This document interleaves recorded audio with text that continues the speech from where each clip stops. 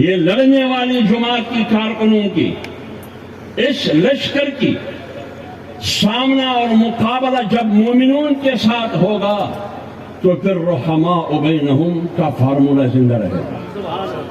کون سا فارمولہ زندہ رہے گا؟ رحماء بینہم اذلۃ علی المؤمنین. پھر سرنگون ہو کے اپنے بھائی کے سامنے پیش ہوں گے. لیکن جب دشمن سے مقابلہ ہوگا، جب دشمن سے مقابلہ ہوگا تو پھر کس فارمولے پہ عمل ہوگا؟ اشداء علی الکفار اعزۃ علی الکافرین. پھر ہم چڑھائی کریں گے. کیا کریں گے؟ اس لیے میں نے کہا کہ جب آپ میری جذبات کو چھیڑیں گے پھر آپ کو نہیں چھوڑیں گے. اور یہ ذمہ داری کس نے دی ہے ہم کو؟ یہ جو آپ کے سامنے جو تلاوت کی، جو آیات پڑھا، اس کا مطلب یہی ہے کہ وہ ذمہ داری میری اور آپ کی ہے. آگے 5ویں صفت یجاہدون فی سبیل اللہ. لڑو گے. کیا کریں گے؟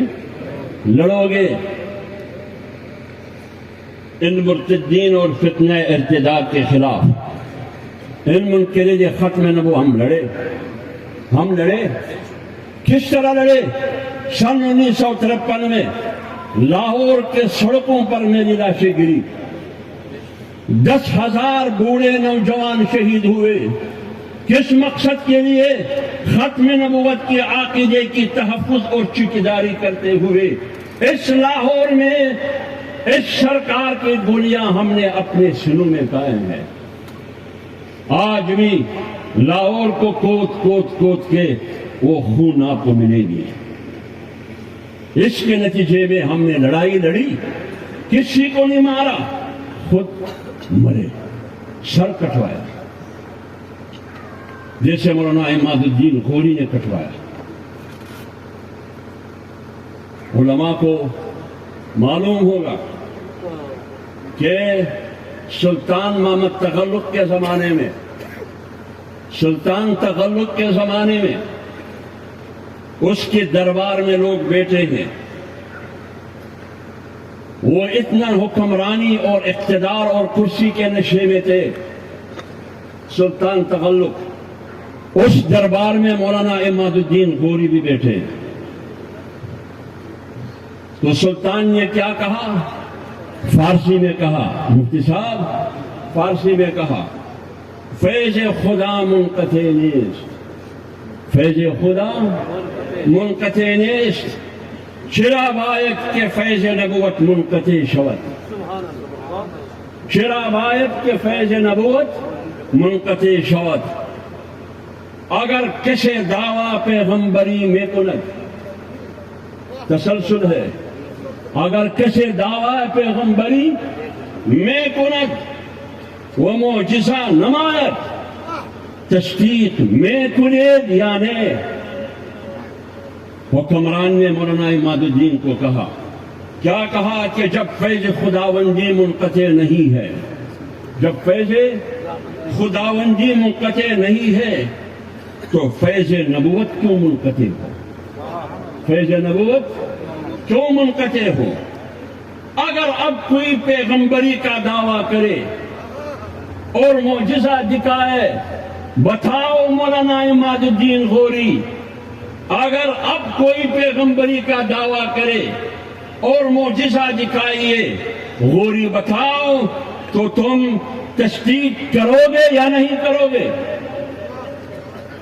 تصدیق میں کنید یعنی تم تصدیق کرو گے یا نہیں کرو گے؟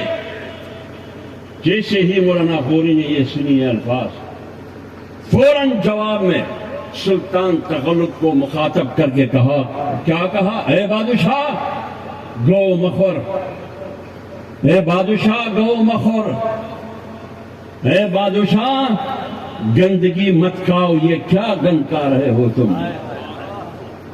یہ کیا گندگی کھا رہے ہو تم؟ بادشاہ نے جب گالی سنی تو فوراً حکم کیا کہ عماد الدین غوری کو ذبح کر دو، اس کی زبان کاٹ دو پہلے، اس کے بعد اس کو ذبح کر دو.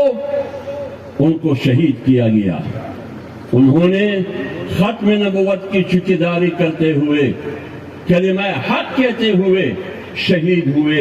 لہذا اس لیے اسی تسلسل کو جاری رکھتے ہوئے سن 1953 کو ہم نے لاہور کے سڑکوں میں اپنے سینے میں گولی کھائی.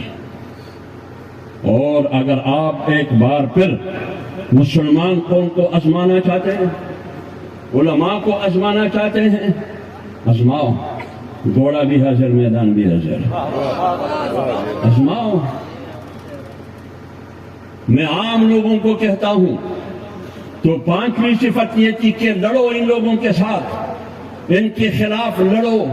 یہ لڑائی کی ذمہ داری اللہ نے ہمیں دی ہے، تو کیا ہم لڑیں گے یا نہیں لڑیں گے؟ یجاہدون فی سبیل اللہ.